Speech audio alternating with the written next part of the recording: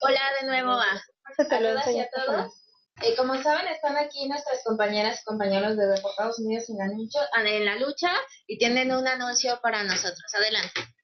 Antes que nada, gracias por su apoyo con la compra de nuestros productos. Como saben, el colectivo se mantiene en base a estas ventas. Y nada más es un anuncio breve.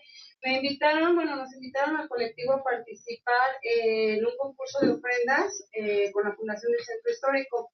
De principio dije, pues no sé, después pensé y dije, sí, escogí la categoría contemporánea, donde puedo mezclar la tradicional con un tema libre. Entonces el tema libre es conmemorar la memoria, el sacrificio de todos nuestros migrantes que han perdido la vida en busca de una mejor vida, ¿no? La gente que ha perdido la vida en el desierto, en el río, en cajuelas, en los trailers, en todo, como en todos nosotros sabemos que creo que nunca se ha dado, no sé, hasta ahorita no sabía de una ofrenda que se haya hecho para ellos. Entonces creo que se lo merecen. Muchos de ellos no los vuelven a encontrar o quedan en carácter de desconocidos, no sabemos quiénes fueron. Entonces es solo un día la instalación, es el 1 de noviembre, va a ser en el callejón de Regina y Mesones. Como ya les voy a compartir la información para que, pero lo que quería era comentarles si saben de algún testimonio o alguna historia que crean que podemos ponerla ahí de alguien, de algún familiar que haya perdido a su migrante tratando de cruzar, o cualquier historia que podamos ponerla en los altares. Va a ser un espacio pequeño, pero queremos aprovecharlo al máximo. Lo que queremos es hacer la simulación de un muro con unas cruces representando las vidas de estas personas, simular el desierto, que creo que es lo más factible de representar, algo con la terrina, algo así, dejar mochilas tiradas, pues sabemos bien el escenario que es cruzar, ¿no? Entonces, eso es lo que queremos hacer. Si tienen alguna idea que podamos hacer más para implementarla, yo creo que esto es una oportunidad que todos podemos aprovechar para manifestar algo y honrar la memoria de todas estas personas, ¿no? Padres, madres, hijos, niños que han perdido la vida tratando de buscar una mejor vida. Y también alguna cosa, si quieren que prestarnos, pues sería prestado, algún, no sé, ollas, cajas, algo con que montar el altar, pues también es bienvenido. ¿Y voluntarios? Claro que sí. Y voluntarios. Y claro, que vayan a visitar la ofrenda. ¿A dónde se comunican con ustedes para coordinarse directamente? Es el 55 78 28 34 80 y soy Ana Laura López. Y el correo electrónico es deportadosunidos@gmail.com. Muchísimas gracias.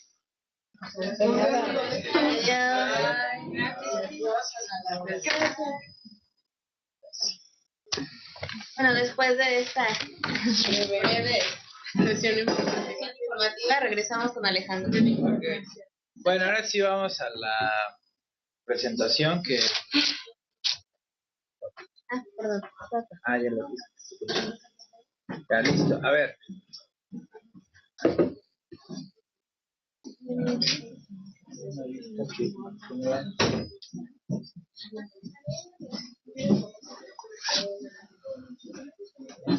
¿Cuál es? Bueno, a ver, preferírselas.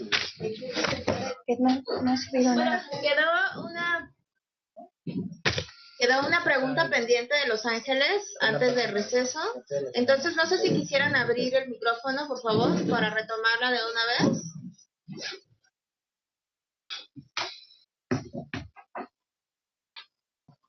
Yo quería confirmar algo que ya me dieron la respuesta, como siempre me pasa.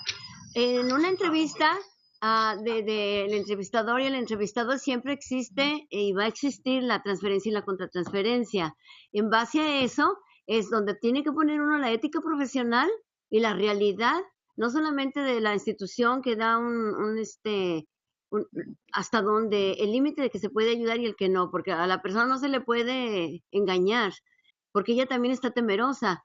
Pero, o sea, el elemento más importante era ese, que nos dijo este joven, el que estuvo hablando, de la transferencia y la contratransferencia. Entonces, ¿sí? A ver, ¿qué pasó? ¿Qué dije mal? Nada, este muchachón que tengo acá al lado, ¿será, no? Alejandro. Okay. Sí, ¿verdad?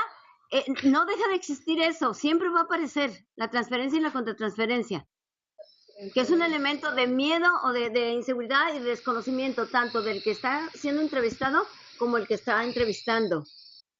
¿Sí o no? Eso era porque tengo entendido eso.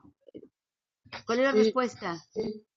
Sí, bueno, no me metí en mayor detalle, pero sí Freud a lo largo de su obra plantea que toda relación terapéutica o vínculo humano implica relaciones de transferencia o contratransferencia relacionadas con la vida libidinal de cada sujeto y su propia vida.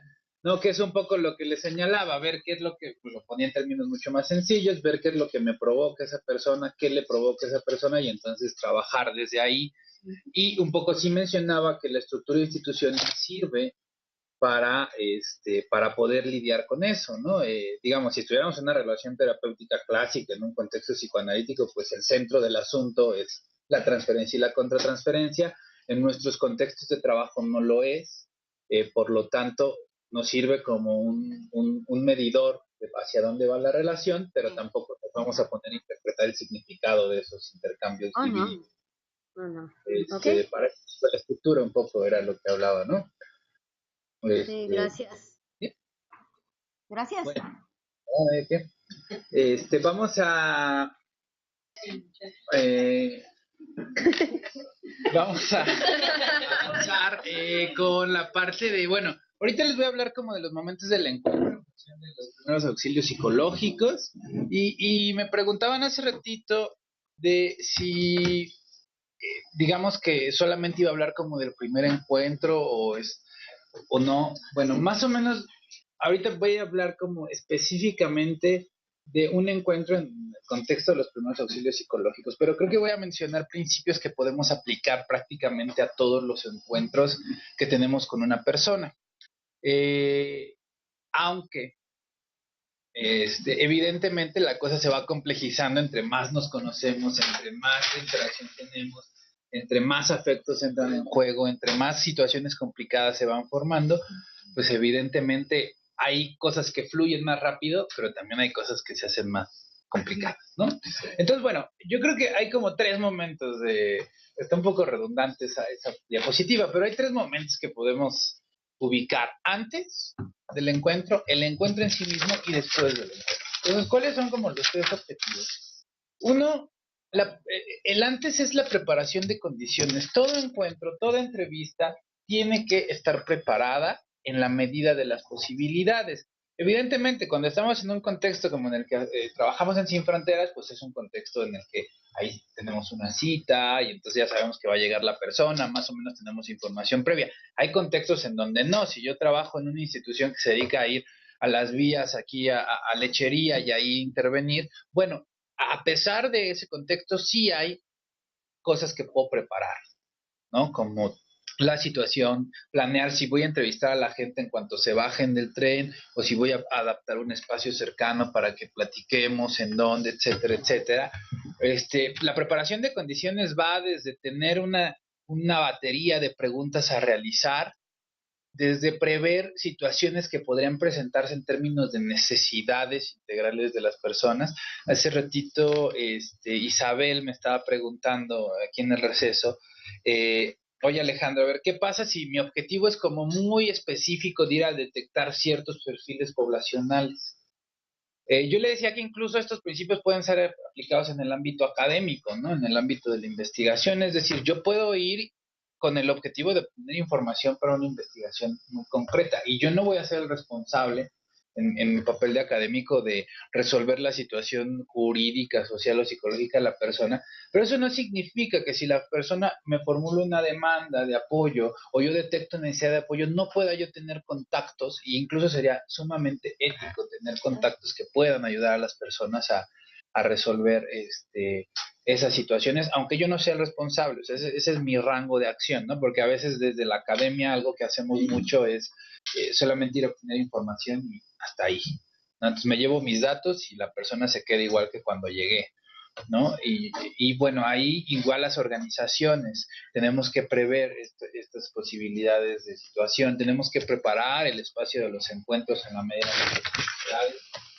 En Fronteras, por ejemplo, nosotros tenemos espacios específicos para hacer eso, la ubicación de las sillas, la iluminación, todo está pensado para que el encuentro se den en las condiciones de mayor confianza, de mayor bienestar para las personas, pero también de mayor seguridad, ¿ok? Tanto para las personas como para nosotros. Ahí se toman en cuenta cosas como cómo nos sentamos de frente, nos sentamos de lado, quién va de qué lado, quién está más cerca de la puerta. O sea, hay como medidas protocolares que se pueden tomar. Bueno, el encuentro, pues nuestro objetivo es la maximización de la mejora de la situación de la persona. ¿Eso qué significa? Intentar mejorar la situación de la persona en la mayor medida posible, ¿ok? El primer paso, como les decía, es no producir nuevos daños. El segundo es producir la mayor cantidad de beneficios. Para eso tendremos que considerar, entre otras cosas, que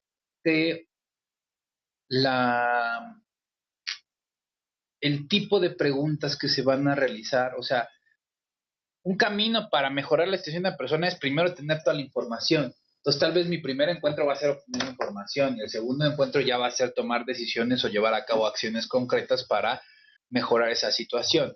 Es decir, aun cuando solamente en un encuentro me dedique a obtener información, eso tiene un objetivo de beneficiar a la persona en la medida de mis objetivos y posibilidades. Y finalmente, el momento que casi siempre se nos olvida es el momento del después. ¿Ok? En el momento del después, una cosa que hay que hacer es la reflexión. Y la reflexión puede ser desde que hice una entrevista conjunta con el abogado y en lo que vamos en el pasillo para ir a nuestro lugar para agarrar una hoja nueva y entrar a la siguiente entrevista, ir platicando sobre las impresiones que tuvimos del encuentro.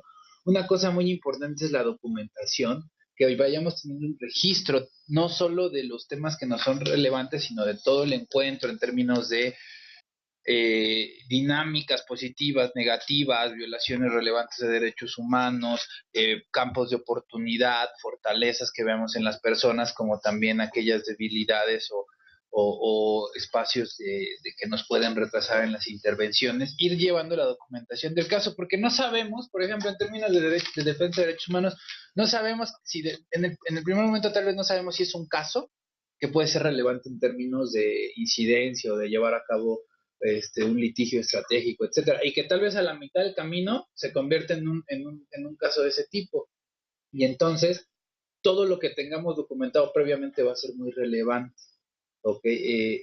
Y también en términos de documentación de situaciones, en términos de un seguimiento preciso a los casos, la documentación es tan importante como que yo tal vez mañana renuncio a Sin Fronteras y quien va a tomar los casos debe tener la mayor cantidad de información posible acerca de ellos para hacer una buena intervención. Entonces la documentación es muy relevante, la planeación la planeación y la operación de los acuerdos, eso es muy importante, o sea, planear las intervenciones, y de eso vamos a hablar la siguiente sesión. ¿Qué tengo que considerar? ¿Qué pasos voy a llevar a cabo? ¿Cuáles son los posibles escenarios negativos? ¿Cuáles son los posibles escenarios positivos de esas acciones? E ir operando reflexivamente la intervención.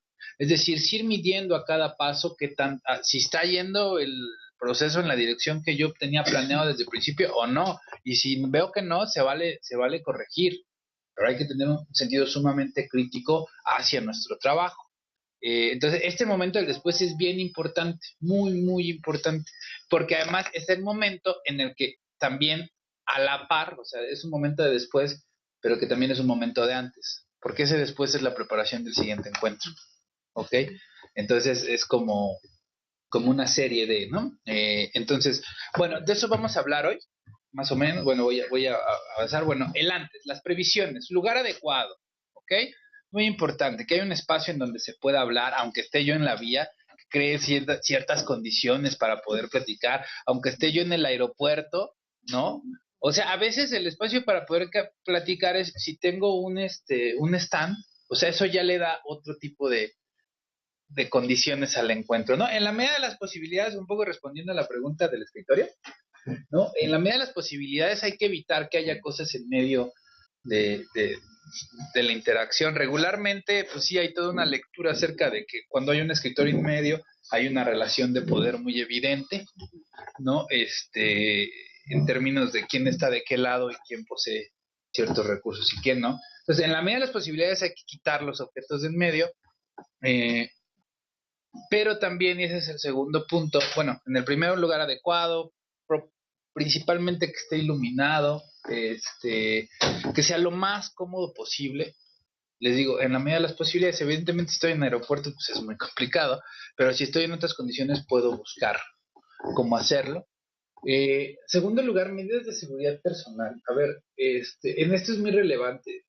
Cuando trabajamos con poblaciones que han sido víctimas de violencia, muchas veces se trata de personas que tienen situaciones emocionales que muchas veces son inestables. Entonces puede ser gente que igual se nos pone a llorar, ¿no? Pero igual es gente que se enoja y que puede llegar a agredir, ¿no? Y yo lo puedo leer como una reacción normal de la situación que han vivido, etcétera. Pero eso no significa que yo no me proteja. Hay un principio que utiliza todo paramédico que es antes de intervenir para ayudar a alguien tengo que resguardar mi seguridad, ¿no? Vamos a poner, yo sé que es muy cercano, pero el ejemplo del sismo, ¿no? O sea, de repente yo el primer impulso que sentí a la hora de que fue el sismo y ver a la gente corriendo fue, no, pues yo voy a ir a buscar una cubeta y mi pala y voy a ir a ayudar, ¿no? Y luego me detuve y dije, a ver, o sea, para empezar, tú no sabes si mueves piedra A o piedra B si va a colapsar toda la estructura.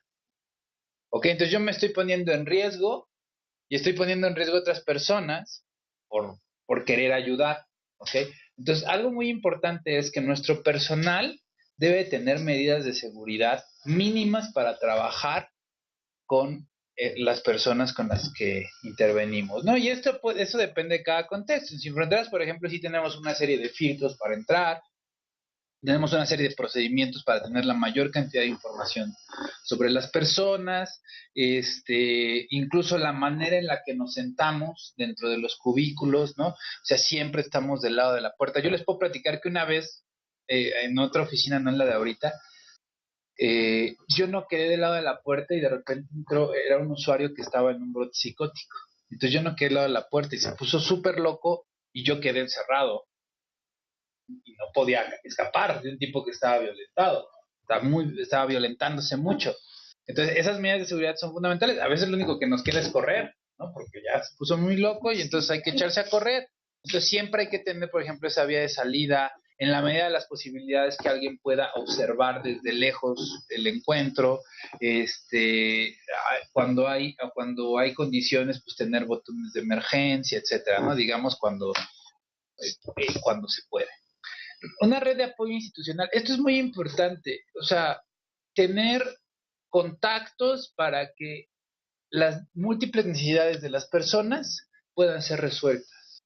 Es decir, tal vez yo no me dedico a temas de empleo, pero hay organizaciones que sí lo hacen. Entonces, si yo tengo un contacto previo, si bien no voy a resolver la situación de la persona, sí lo puedo canalizar con alguien que lo resuelva.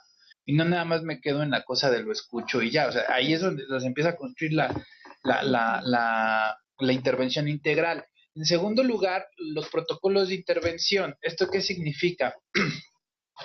Eh, los protocolos de intervención implican que tengamos un procedimiento mínimo de cómo tenemos que actuar en los encuentros, o sea, de acuerdo a lo que cada institución defina, ¿no? O sea, que si haya procedimientos definidos, que no dependa de cada persona, ¿eh? Que si digan, ¿sabes qué? En una entrevista saludas, brindas información, tal vez pueda haber un espacio a la creatividad, pero los protocolos siempre son una buena guía para dar principios rectores. Por ejemplo, los protocolos son fundamentales cuando se trata de funcionarios públicos que pueden hacer solamente aquello que les está permitido hacer, ¿no? Y en ONGs tenemos un poquito de mayor amplitud para intervenir, pero aún así es muy importante que haya procedimientos estandarizados, ¿no? Y que estén fundamentados en la ideología, el conocimiento de cada organización. Otra cosa muy importante es la identificación de capacidades, y es un ejercicio bien complicado, ¿ok? Porque de repente en la intervención humanitaria, pues todos tenemos ahí un narcisito que se siente Superman, que va a salvar al mundo, ¿no? Con nuestra acción. Así pasa, ¿ok? Entonces, de repente nos sentimos obligados a poder responder a todo y no necesariamente. Entonces, la identificación de las capacidades, a ver, ¿yo qué puedo hacer? ¿Hasta dónde puedo hacer y hasta dónde no? Y esa claridad es muy importante cuando estás frente a la persona, porque si tú tienes claras tus capacidades, sabes a qué le puedes decir que no y a qué le puedes decir que sí a la persona con la que estás enfrente. ¿Ok? Pero es un ejercicio previo, ¿no? Que cada quien tendrá que hacer. Y finalmente, la documentación, que es tener preparados cuáles son los elementos en los que me voy a fijar o que los que voy a registrar como mínimo de acuerdo a mis objetivos institucionales en términos tal vez de violaciones a derechos humanos, a situaciones de vulnerabilidad que hay que trabajar, etcétera, etcétera. Hay que tenerlo muy claro desde antes, ¿no? Bueno, escucha y observación con base en la técnica de primeros auxilios psicológicos, ¿no?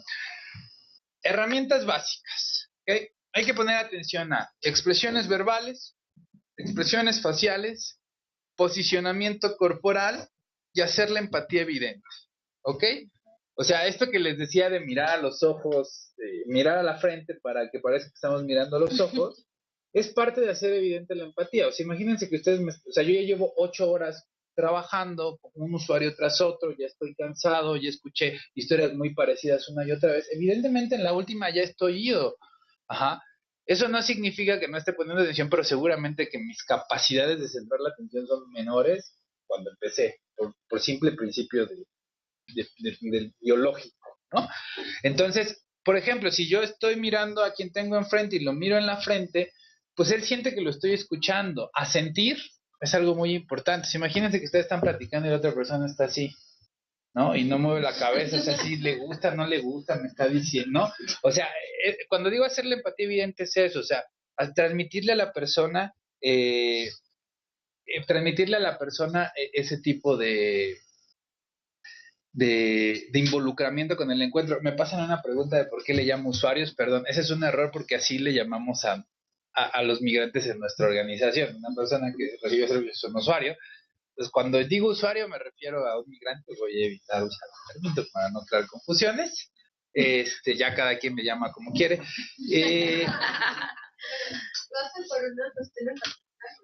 No, o sea, tiene que ver con distinguir entre la persona que ya, digamos, ha sido contactada por la organización y ya hizo un primer contacto para entrar a nuestros servicios, un usuario de nuestros servicios, y aquel que no. O sea, es la única distinción. ¿Dónde? No tiene que ver con no, además creo que es un término que está desde hace 1000 años en la organización, ¿no? Casi desde su fundación, entonces no sé exactamente dónde viene.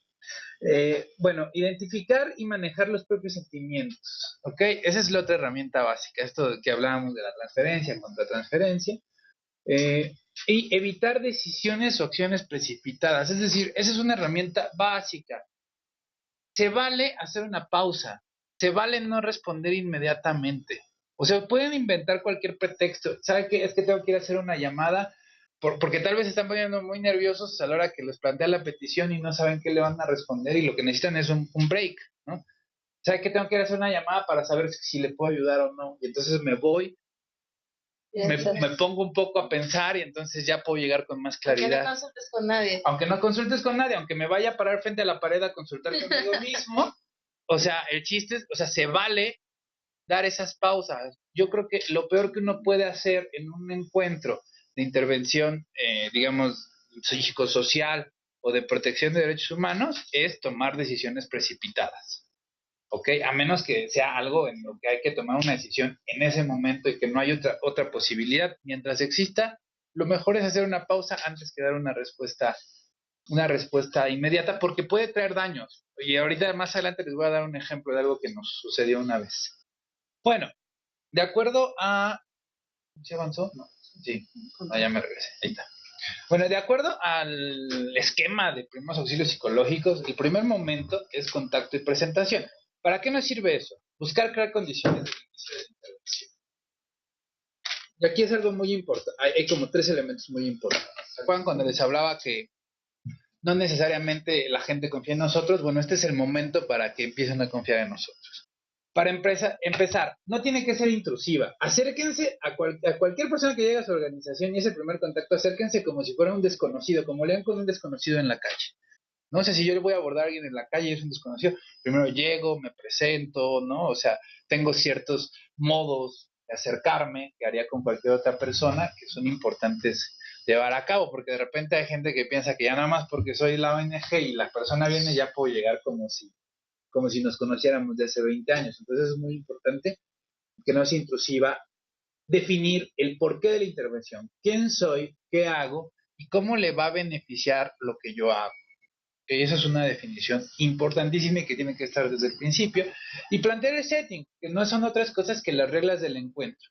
Uno, la confidencialidad. De acuerdo a la institución que soy y quién soy, tengo que dejar claro con quién voy a compartir la información y con quién no. ¿Ok? Dos, tiempo. ¿Cuánto va a durar el encuentro? ¿Ok? O sea, tengo 45 minutos para hablar con usted, tengo una hora, tengo 15 minutos. Es muy importante. ¿No? Porque de repente nada más tenemos 15 minutos y si no lo definimos, la persona supone que tiene una hora y entonces se extiende cuando nos está platicando. Entonces, eso es relevantísimo porque es lo que nos va dando encuadre y va poniendo los términos de la relación. Ahora, las acciones a realizar, ¿qué es lo que vamos a hacer? Primero le voy a explicar, luego le voy a preguntar, ya que le pregunte voy a salir a consultar y ya que salga de consulta le voy a dar una respuesta o tal vez hasta la siguiente semana que nos veamos o tal vez en 5 minutos después de que acabe la entrevista le voy a canalizar, no sé, ¿ok? Cada quien definirá cuáles son las acciones, pero se tienen que definir desde el primer momento. Y algo importantísimo son las personas presentes. A veces las entrevistas hay 2 o 3 personas, entonces la presentación tiene que ser de yo soy tal y hago tal, él es tal y hace tal, y entonces, ¿no? Porque pues si no de repente, eso sucede mucho cuando se traen niños, niñas y adolescentes, ¿no? Que van todas las instancias y están ahí y nadie le explica al adolescente quiénes son cada uno y por qué están ahí, qué es lo que hacen. ¿No? También lo hacemos con los adultos que de repente hay un abogado, hay 3 abogados, un psicólogo y porque hay tantas gentes que me están interrogando, ¿no? Entonces es muy importante definir quiénes están y qué es lo que hacen.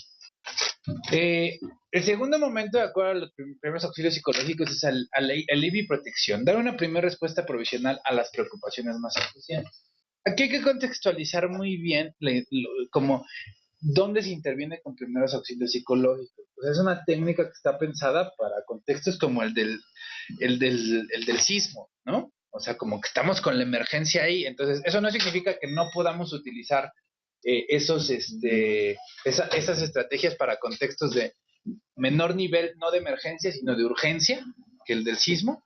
Entonces, ahí siempre hay como las necesidades más acuciantes, hay que ver necesidades básicas. O sea, ¿qué tal que yo estoy en mi avión y la persona no ha comido en 3 días? Entonces, antes de entrevistarla, vete a comer. O sea, te voy a apoyar para que comas. Toma un vaso de agua, necesitas ir al baño, y bueno, atención médica, ¿no?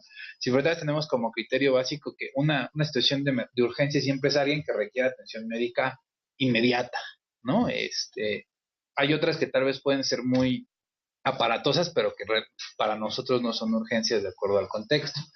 Eh, la segunda es la reagrupación, ¿no? O sea, como ver cuáles son los contactos significativos y en caso de que estén cerca, vincularlos.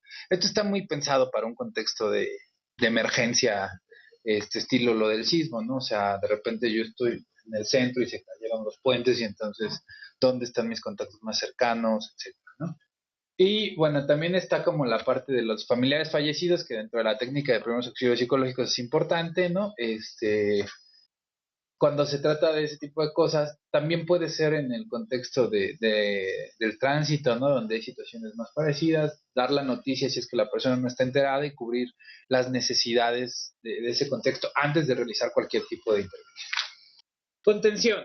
Bueno, este es como un momento muy importante, que es ubicar a la persona en su situación actual, dar la salida a los sentimientos que provoca y coadyuvar al manejo de esos sentimientos para mejorar el malestar. O sea, porque tal vez si me acaban de avisar que alguien se murió, pues no se me va a quitar el malestar, pero tal vez sí se puede reducir la intensidad de ese malestar. Entonces, ahí hay como dos elementos principales. Bueno, la primera, que es como la que resulta más importante, creo que para los contextos en los que todos los que estamos aquí trabajamos, que es la contención, que es escuchar, invitar a hablar y tranquilizar. Ahí es muy importante dar realidad, ¿no? O sea, hay veces que la gente o que nosotros, cuando tenemos una mala noticia, algo que nos angustia mucho, tendemos hacerlo muy grande. Entonces, parte de la contención es, escuchemos qué es lo que nos está diciendo, invitémoslo a que sigan hablando de eso. Entonces, si vemos que es algo que está muy exagerado, sí podemos intervenir diciendo, a ver, tranquilo, la cosa no es así. Vamos a pensar, cuando no tienen un documento migratorio es muy frecuente que aquí en la Ciudad de México la gente esté muy angustiada y digan, es que me van a deportar, ¿no? O sea, me van a deportar ahorita porque no tengo documento migratorio. Bueno, por las características del contexto de la Ciudad de México, esto no es algo inminente. No es que haya agentes migratorios por la Ciudad de México pidiendo documentos, como en otros lugares puede suceder, ¿no? Entonces, ahí a veces hay que bajar esa angustia y decirle, a ver, mira, en el contexto de la Ciudad de México no funciona así, funciona de esta manera. Claro, si tú te metes al aeropuerto, si tú te vas a una carretera y te toca un retén, sí corres ese riesgo, pero si te subes al metro, no va a pasar, ¿no? Y entonces ahí es donde se explica quién sí los puede detener, les puede pedir documentos, cosas por el estilo, ¿no? Entonces ahí lo que estamos haciendo, una angustia que es muy grande, la estamos haciendo realista. ¿No? Tal vez no se va a quitar la angustia, pero va a ser un poco menor que con la fantasía, ¿no? Y bueno, en contextos de mayor emergencia, bueno, la orientación temporal y espacial, dónde estamos, qué día y hora es, cuáles son las expectativas de resolución de problemas, un poquito esto de definir, yo te puedo ayudar en A, B, C, D, ¿no? Recoger información, un momento relevantísimo, ya que logramos que la persona esté como en un estado de ánimo eh, menos complicado, entonces ya podemos preguntar, ya podemos obtener información. Entonces, lo que tenemos que definir es cuáles son las necesidades en lo inmediato, a corto y a mediano plazo, ¿ok? Podrían incluir a largo plazo, ¿ok? Dependiendo del objetivo de su intervención. Eh, pero para cualquiera de esos tres momentos son importantes, ¿no? Necesidades y preocupaciones inmediatas. ¿Qué necesita? Lo que expresa y lo que observo, ¿no? ¿Qué tan urgente es su cobertura y quién lo podrá cubrir? Es decir, tal vez me dices que yo necesito hablar con mis familiares.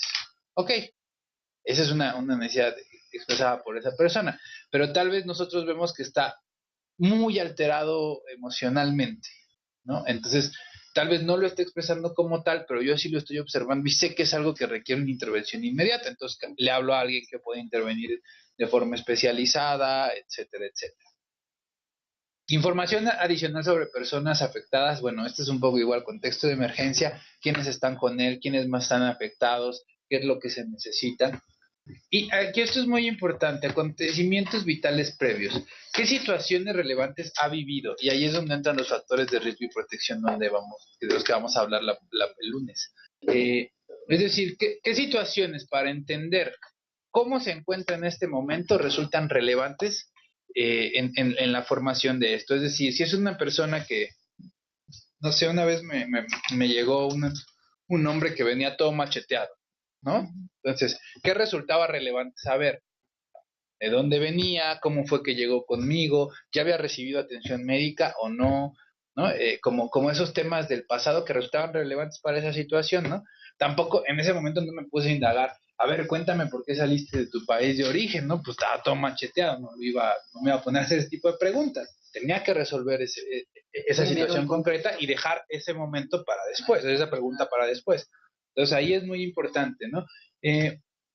Asistencia práctica, es decir, yo creo que en los contextos en los que trabajamos sí hay una necesidad de asistencia, por eso se acercan las personas con nosotros. Entonces ahí lo más importante es jerarquizar la cobertura de las necesidades básicas y desarrollar un plan de acción. ¿Ok? Es decir, a ver, ver cuáles son las necesidades inmediatas, qué necesita, qué es lo más urgente, explorar y reordenar las necesidades. Es decir, de esta lista de 20 necesidades, ¿qué es lo que resulta más urgente? Y entonces mi plan tiene que ir orientado en función de esa priorización. O sea, puede ser que es alguien que tenga una afección médica importante, pero no esté en un estado de necesidad de atención inmediata, que puede esperar, y tal vez lo que resulta más relevante es que no ha comido en 3 días. Entonces primero cubro lo de la alimentación, o que tal vez se va a quedar a dormir en la calle, o que lleva una semana en la calle. Entonces resuelvo primero lo de la vivienda y luego resuelvo lo de la salud, aunque tal vez a mí personalmente me pueda mover más lo de la salud. ¿Ok? Entonces ahí hay que definir qué es lo más urgente, cómo se puede cubrir en el contexto en el que nos encontramos y quién es quien lo puede cubrir. Soy yo, son otras instituciones. Explorar y reordenar las necesidades. Ya tengo todas las necesidades, entonces propongo una priorización y tomo acuerdos con la persona acerca de cómo se pueden resolver. Y bueno, hacer un plan de acción y tomar acuerdos con las personas directamente en términos de las acciones ya a mediano plazo para cubrir esas necesidades. Conexión con la red social, esto es importantísimo. A ver, de acuerdo a la sociología, la mitad de las cosas que logramos en nuestra vida provienen de nuestras relaciones sociales y no de nuestros recursos económicos. O sea, a quién conozco, quién me ayuda. El ejemplo que siempre pongo para explicar esta idea es, cuando alguien tiene hijos, ¿con quién encargan a los hijos cuando no los pueden cuidar? ¿No? Con la tía, con la mamá, con el primo, con el amigo. Es decir, es un beneficio que obtienen a partir de un vínculo. Y así conseguimos la mitad de las cosas que tenemos, ¿no? Un trabajo, ¿no? Es más fácil conseguirlo por los contactos que tenemos que por las convocatorias, ¿no? Porque así funciona, y así funciona en un montón de lugares. Entonces, aquí lo importante es entender que los vínculos que posee una persona son vitales para resolver sus situaciones. Y entonces, nuestra función tiene que ir también orientada a poder hacer que esa red funcione, ¿ok? Y entonces tenemos que identificar quién puede ayudarle en cada situación, cuál es la viabilidad del contacto. Entonces podemos decir, ¿sabes qué? Esta persona tiene un primo en Denver que le puede enviar dinero, pero pues trabaja en una mina, ¿no? Y entonces se puede hablar con él cada 3 semanas. Entonces es un vínculo que sí puede ser muy importante, pero no es viable. Entonces ahí hay que ir identificando viabilidad y la facilidad. Y entonces a partir de la viabilidad y la identificación, tengo el contacto, veo qué tan viable es facilitar el contacto. ¿Ok? Tal vez con una llamada telefónica, como en la entrevista que estaban haciendo aquí, o de plano, ¿sabes qué? No tienen nadie que cubra la parte jurídica, yo no la puedo cubrir, pero conozco una organización que lo puede hacer, entonces yo activo y facilito ese contacto, y ya sé que está cubierta esa parte. Marta, por ejemplo. Pautas de afrontamiento. Bueno, ahí hay que ayudarle muchas veces cuando las personas están en crisis. Herramientas que les permitan lidiar con la dinámica afectiva en los momentos subsecuentes. Aquí es muy importante poder hablar de las reacciones básicas. Hay reacciones físicas a situaciones emocionales muy complicadas que van sudoraciones, enfermedades frecuentes, dolores de cabeza, inapetencia, apetito excesivo, problemas de sueño, etcétera. También hay psicológicas como la preocupación, otra vez problemas de sueño, unos pueden derivar de una situación física y otros de una situación meramente psicológica, pensamientos recurrentes, flashbacks, ¿no? Son síntomas que pueden aparecer cuando hay un momento, vamos a decir, en lenguaje menos especial o más desde el sentido común, una situación traumática. Y hay que insistir en que son reacciones normales. ¿Okay? O sea, no hay que decir, uy, no puedes dormir, pobrecito de ti, ¿no? O sea, hay que decir, bueno, pues cuando uno vive algo así, es normal que el cuerpo reaccione así, que la mente reaccione así. Ahí es muy importante, ahí lo puse como niños, pero las pautas de comunicación de malas noticias con respecto a la particularidad de cada persona, ¿ok? O sea, hay que tener diferentes niveles de claridad, por lo menos en términos de la edad, permitir expresión de emociones, aclarar dudas y sobre todo encontrar formas específicas para cada persona para poder comunicar noticias que son complicadas, ¿no? O sea que una mala noticia puede ser desde que alguien se murió hasta que no le vamos a dar un apoyo que para esa persona era muy importante. Entonces es muy importante que busquemos las formas más adecuadas de hacerlo. Y algo muy importante y a veces muy práctico son las técnicas básicas de relajación, ¿no? La respiración es algo, a algunos les funciona, a mí en lo personal nunca me ha funcionado, pero hay gente que sí le funciona muy bien. La música, hay gente que la música le ayuda, pero también hay gente que la música no le hace tan bien, porque es que con la música me pongo a pensar, ¿no? Entonces, otros la racionalización, personalmente ese a mí cuando me sucede algo grave, lo que me funciona, entonces me pongo a pensar un montón de cosas y a resolver el problema de mil y un formas, y eso a mí me ayuda a tranquilizarme, a mí, ¿no? La higiene del sueño que tiene que ver con tener buenas condiciones para dormir. O sea, en esto sí es vital dormir, ¿no? Porque justamente El sueño puede ser reparador y la falta de sueño nos puede destrozar. ¿Ok? Entonces ahí hay que insistir mucho en que la gente descanse y que lleve a cabo prácticas que les relajen, ¿no? En internet, si ustedes lo googlean, prácticas de relajación, podrán encontrar miles de millones de estrategias, ¿no? Bueno, conexión con servicios externos, no me voy a meter mucho en esto porque al final es lo que les decía, vincular a la persona con una red institucional que le pueda ayudar en las etapas subsecuentes y a partir de esto dar cierre a la intervención. Es decir, yo te puedo ayudar en esto y te puedo mandar a estos lugares donde te pueden ayudar. Y a veces es solamente decirle, está este lugar, acércate. Y si nosotros tenemos el vínculo con esas organizaciones es mucho mejor porque entonces, mira, llévate esta carta, ve a buscar a tal persona o ya hice una llamada y ve a tal lugar. Eso va a ser muy importante en términos de la conexión con esos servicios. Y bueno, aquí viene la parte del cierre, ¿no? Es muy importante, es el tercer punto de la diapositiva, es muy importante resumir lo que se realizó, decir, a ver, hicimos A, B, C, D, E, F, G, hacer explícito el cambio, ¿no? O sea, tú llegaste así y nosotros te vemos que sales con estas cosas en las manos para poder resolver tu situación. Hay que enumerar los acuerdos, o sea, hay que decir, a ver, entonces lo que vamos a hacer es 1, 2, 3, 4, 5, porque la gente ahí nos puede decir, no sabes que yo no estoy de acuerdo, yo no entendí eso, y entonces lo resolvemos y nos regresamos y estamos en el tema y definir claramente las acciones que vamos a realizar. ¿Okay? Porque a veces decimos, bueno, sí, mira, te van a dar asesoría jurídica. Y luego, ¿qué significa eso, no? Vas a tener que esperarte una semana, te va a dar un abogado, o no, ahorita te vas a ir, o va a entrar un abogado y te va a dar la asesoría y le vas a contar, etcétera, etcétera, etcétera, ¿no?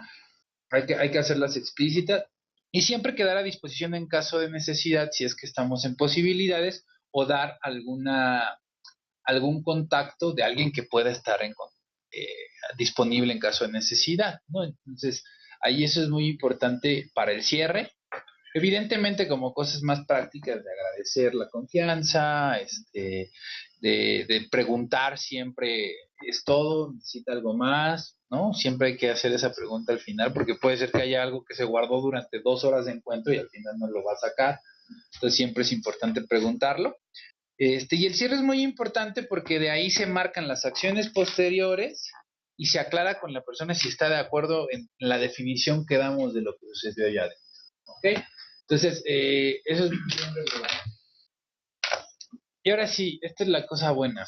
Miren, los principios que guían toda intervención, lo que yo les expuse es, pues vamos a decir, un dictado, una interpretación de lo que algunos autores hablan que son los primeros auxilios psicológicos.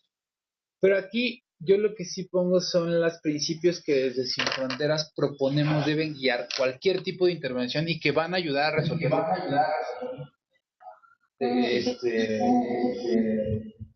los problemas que pusimos en los dilemas. Sí, perdón, es que gracias, Tapachula. Okay. Que nos van a ayudar a resolver los dilemas que en la intervención, para la intervención que planteamos hace rato. Por lo menos esos son los principios que no son, digamos, del todo originales de Sin Fronteras, sino que nosotros hemos tomado de varias perspectivas y que a nosotros nos han funcionado. Uno, la acción sin daño, ¿ok? O sea, siempre hay que valorar, antes que crear el mayor beneficio, provocar el menor número de daños. O sea, no seamos ilusos en pensar que por el simple hecho de intervenir vamos a hacer bien, no necesariamente. Y eso es muy importante tenerlo en la cabeza. Eso va un poquito en contra de nuestro superhéroe interno, ¿no? Que les hablaba hace rato, ¿no?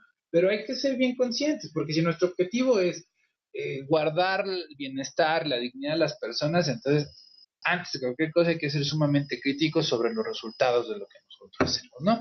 La acción sin daño la podemos definir, como se los dije hace rato, como el reconocimiento de que hay conflictividades previas en la situación de los grupos o las personas que con una intervención de una institución o de un profesional se pueden ver agravados. ¿Okay? Entonces, antes de hacer cualquier intervención por eso es muy importante en las entrevistas iniciales tener un panorama completo de la situación de la persona, porque entonces yo identifico cuáles son los puntos nodales, ¿no? O sea, Por ejemplo, si tengo un adolescente que tiene una historia de institucionalización desde los 6 años, que ha estado en albergues de los 6 años, y le digo a ese adolescente de 17 años, te voy a meter a un albergue, voy a crear un nuevo daño. ¿Por qué? Porque va a sentir que yo le estoy persiguiendo, que yo le estoy atacando, y es algo que tal vez a esa persona en concreto no le gusta. Entonces, si yo conozco en primer lugar la historia, puedo decir, híjole, si hago este movimiento, seguramente va a haber conflictos, ¿no? Entonces, pienso cómo se lo voy a plantear, pienso en qué momento se lo voy a plantear y si realmente se lo tengo o no que plantear. La integralidad, que era también lo que ya platicábamos, es ver a los sujetos. Hay una definición clásica de Pichon Rivière que es sujetos biopsicosociales, ¿ok? Sujetos con necesidades biológicas, necesidades psicológicas, con necesidades sociales, y en lo social entra toda la parte jurídica, toda la parte económica, etcétera, ¿no? Entonces, siempre ver al sujeto en su completud. La próxima sesión vamos a ver algunos como ítems básicos que hay que preguntar en cualquier encuentro para tener esta perspectiva. Tercer punto muy relevante es la perspectiva de derechos. A ver, aquí esto nos funciona muy bien. ¿Por qué? Porque cuando nosotros hacemos intervención no le estamos haciendo el favor a nadie. ¿Okay? No estamos haciendo un acto de buena onda, no estamos haciendo un acto de ayudar a los pobrecitos. O sea, estamos haciendo actos que lo que hacen es coadyuvar, hacer valer los derechos que le son inherentes a las personas. En esencia, eso implicaría una intervención, aunque sea en el campo de lo social, desde una perspectiva de derechos. Que reconocer que lo que estamos haciendo es tal vez ayudar para que un derecho que fue violado o que no está siendo cabalmente cubierto, se vea cubierto, pero que no es un favor, que no es una asistencia. O sea, incluso ya ahí si quieren viajar mucho en el discurso político, podemos decir que es un acto político en sí mismo el reivindicar ese derecho, en el ayudar al acceso, ¿no? Ya cada quien decidirá hasta qué consecuencia lleva esto. Pero ese es ese hecho, ¿no? De que yo intervengo tal vez en lo económico porque la persona tiene un derecho a lo económico, sí. Yo creo que para redundar un poco en lo que está señalando, es importante señalar que por el solo hecho de ser persona va entrelazado la dignidad misma, ¿no? Entonces, no es el tanto de hacer creer o estar en el contexto de que la otra persona es una víctima más, sino una persona más, y por ese solo hecho lleva el reconocimiento de la dignidad y que va implícito el reconocimiento de los derechos humanos. Sí, exactamente, por ahí va, y sobre todo el pensar que, bueno, si ese derecho le es inherente, yo estoy coadyuvando tal vez al acceso porque su situación no le permite entrar, y yo estoy interviniendo en la situación para ayudar al acceso al derecho. No le estoy haciendo ningún favor. ¿Por qué soy tan incisivo en esto de decirlo?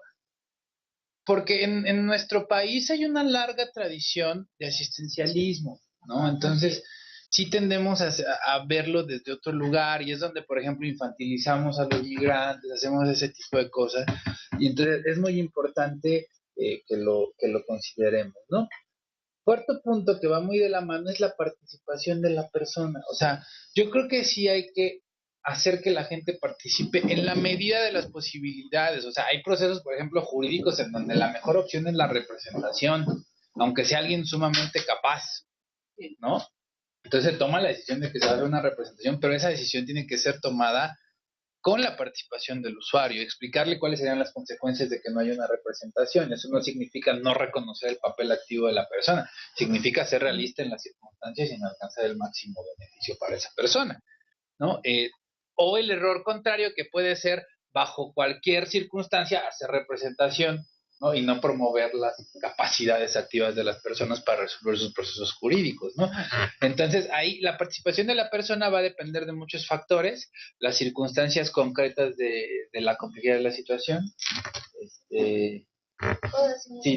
Bueno, hay dos cosas que una la dijo Patti Zamudio y otra la dijo Ana Elena Barri. La primera que dijo Patti Zamudio, si recordarán, es que también autocuidarnos es un acto político, ¿no? Entonces, pues va de la mano con lo que justo ahorita está diciendo Alejandro. Y la segunda es que Ana Elena lo que nos decía es que la teología una de los principios de la teología de la liberación, porque leímos a Ignacio Martímaro, es que la persona es experta en su vida. Entonces, pues un poco como en esta lógica de no pensar que no tienen la capacidad para poder decidir sobre sus propias vidas, ¿no? Sino también esto. Perdón. Ok, sí. Y bueno, en ese sentido la participación de la persona tampoco es, o sea, yo sí soy de la idea, y tal vez en eso rompa con las posturas derivadas de Martín Baró, de que el nivel de participación de las personas en los procesos de defensa de derechos está mediado por la situación. O sea, no tiene que haber de cajón un alto nivel de participación, sí hay que procurar que haya alta participación de las personas, pero no es algo a priori, sino que se tiene que ir a evaluar. Y también incluso hay personas que no le interesa participar, ¿no? O sea, ¿y qué tanto se lo tengo que imponer? Entonces, ahí hay que ser sumamente críticos y evaluar cada situación, ¿no? Y en eso es muy importante el siguiente punto, que es la toma de decisiones informadas. ¿Okay? O sea, y eso me lleva como a esta cosa de convencer o no convencer de que se tome una opción. A ver, nosotros lo que tenemos que hacer es decirle a la persona, a ver, tus opciones son 1, 2, 3, 4, 5, ¿ok? La 1 implica tal, y en esa yo puedo hacer tal. La 2 implica tal, tal, ¿no? Y así irme hasta la 5. Y entonces la persona elegirá aquella que le parezca más adecuada, y tal vez la que le parezca más adecuada es con la que yo no estoy de acuerdo. Y de entrada yo le dije, si tú te vas por ahí, yo no te puedo ayudar, porque sé que las consecuencias son más graves, sé que mis alcances no van hasta allá, y si la persona decide hacer eso, es la decisión de la persona, y esa es parte del respeto a su participación y parte del respeto al conocimiento de su situación. Entonces, ahí es muy importante que la toma de decisiones, o sea, cuando nosotros planteamos panoramas, sea plantear toda la información que podamos sobre cada panorama y dejar que la persona tome la decisión. Si vemos que está tomando una decisión que consideramos riesgosa, sí tenemos la responsabilidad de decirle, te insisto en que si tomas esta decisión puede pasar tal, tal y tal y tal, pero al final tenemos que respetar eso, ¿ok?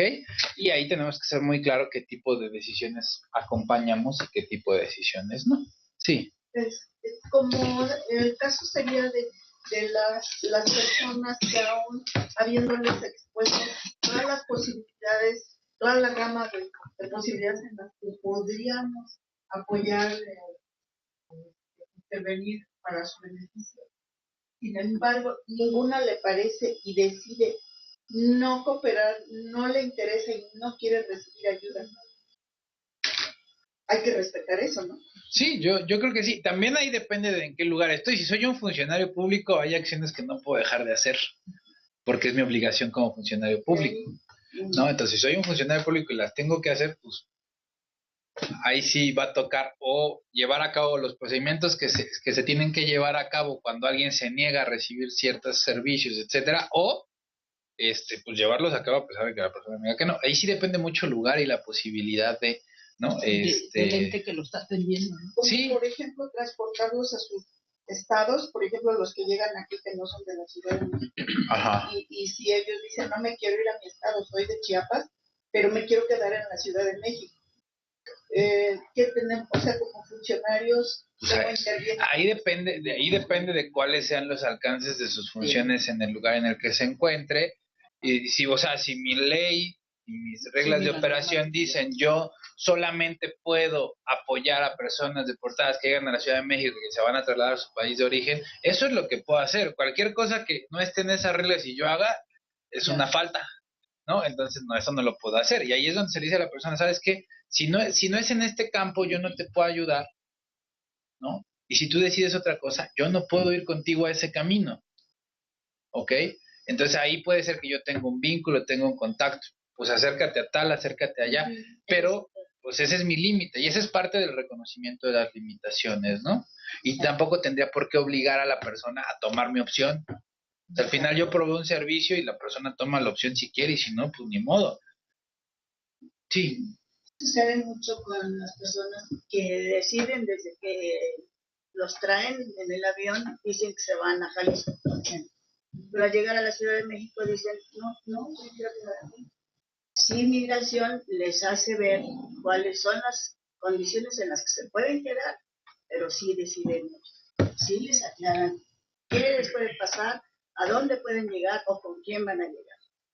Y no se les puede dar el dinero del boleto que en ese momento están cancelados. Sí, y aquí a veces pues estamos, o sea, que a veces muchas veces entramos en dilemas muy complicados, ¿no? Porque es como, no le puedes imponer actividades a las personas, ¿no? Pero de repente llega a suceder que dices, bueno, no le puedo imponer actividades, pero ¿qué crees? Que yo me comprometí con mi financiadora que le iba a presentar 50 personas y llevo 5, ¿no? Entonces, ¿qué hago?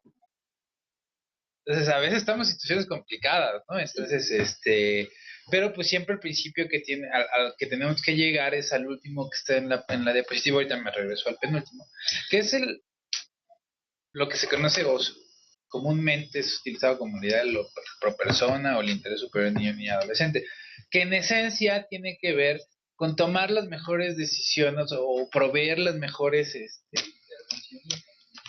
en pro del mayor beneficio a mediano y largo plazo para las personas, porque tal vez yo llevo a cabo una acción en este momento que a mediano plazo pues no va a funcionar y el beneficio va a estar muy reducido y tal vez va a ser hasta negativo el efecto a mediano plazo. Y en ese sentido es muy importante, sí, tengamos un plan de acción previo, una serie de acciones que podamos llevar a cabo, pero siempre hay que adaptarnos a la particularidad de las personas, ¿no? Y eso puede ir desde cosas muy complicadas hasta detallitos como, si tengo 3 abogados, ¿con qué abogado va a pasar? ¿No? Y ahí podemos tomar criterios de funciones, podemos tomar criterios de personalidades, ¿no? Incluso si va a entrar con una mujer o con un hombre a la entrevista, o sea, ahí hay que irnos adaptando a las particularidades, ¿no? Incluso de los que proveemos servicios, o sea, en el equipo, por ejemplo, hay gente de nuestro equipo que, pues con los adolescentes nomás no hace clic, ¿no? Y entonces, pues, ¿para qué hacemos la cosa tan difícil y mandamos a alguien que no hace clic con el adolescente? Mandamos al que sí hace clic, ¿no? Y entonces, ese que no hace clic con el adolescente, tal vez hay otras poblaciones con las que funciona muy bien, ¿no? O sea, hay gente que, yo, por ejemplo, a mí me cuesta mucho trabajo intervenir con personas que están en un brote psicótico. No me gusta y me cuesta mucho trabajo hacerlo. Si lo tengo que hacer, lo hago. Pero hay otra psicóloga que le encanta y lo hace excelentemente bien. Entonces, cuando hay esa situación, mejor entra ella al quite en vez de yo y entonces la cosa funciona mejor, ¿no? Entonces hay que irnos adecuando en términos de nuestra intervención, de las personas que la hacen, de las acciones que podemos llevar a cabo y siempre siguiendo los principios de la persona en el centro, mayor beneficio para la persona y menor número de daños, ¿no? Y de las capacidades, ¿no? Que tienen y de reconocimiento de cada persona, o sea, al final pensar que nosotros no somos la solución a los problemas de las personas. No somos un apoyo para que las personas solucionen sus problemas, ¿no? Y esa diferencia tal vez nada más de ordenamiento de la frase en términos prácticos crea diferencias fundamentales. Acompañamiento. Sí, exacto, es un acompañamiento, pero además yo diría, pues es que a veces pensamos que el acompañamiento es la solución. No, somos solamente una herramienta para que la persona encuentre la solución, ¿no? Ya dependiendo de cada sujeto, de las capacidades, incluso de los afectos de cada persona, pues será la importancia que cobre la organización o el profesional en esta intervención. Bueno, yo con eso doy cerrada la sesión del día de hoy. No sé si hay alguna pregunta, la resolvemos rapidísimo. Creo que ya me tomé mucho tiempo. 10 minutos, ¿no? Si hay alguna pregunta concreta, la resolvemos y de todos modos vamos a volver sobre estos puntos el lunes. ¿Puedo hacer una pregunta? Sí, por favor. ¿Ustedes hacen tienen alguna cifra del impacto que ustedes tienen sobre la población? ¿Alguna cifra en qué sentido? Pues o sea, del número de personas que hemos beneficiado, que beneficiamos. Sí, bueno, nosotros tenemos cifras de usuarios, beneficiarios directos, indirectos. En directos estamos haciendo un promedio de 400 personas al año, como por 2 o por 3 en términos de beneficiarios directos e indirectos. Y bueno, también tenemos algunos mecanismos que nos permiten medir el impacto a mediano plazo de la situación de cada persona, ¿no? Dependiendo del tema del que se trate, pues tenemos algunos criterios en donde damos seguimiento y podemos ir midiendo, ¿no? ¿Hacen algún tipo de investigación? De que Social, por decirlo. Sí, bueno, tenemos toda un área de investigación. Si entra a la página de Sin Fronteras, ahí están documentos, pues desde hace prácticamente 15 años, como de documentación de situaciones de violaciones a derechos humanos. Hay documentos más técnicos sobre intervención o de reflexión sobre las intervenciones. Hay... Pero es un informe, ¿no? Está el informe de salud mental e inmigración, que lo sacamos Incluso hace traen hasta las poquito. recomendaciones, ¿no? Que se giran en torno a... Tenemos documentos de monitoreo de estaciones migratorias y recomendaciones en torno a eso. Hay documentos de poblaciones específicas, también hubo un informe reciente de eso. Y pues aparte un montón de documentos que hay como de situaciones que se dieron hace algunos años, como temas muy específicos, mujeres, etcétera, ¿no?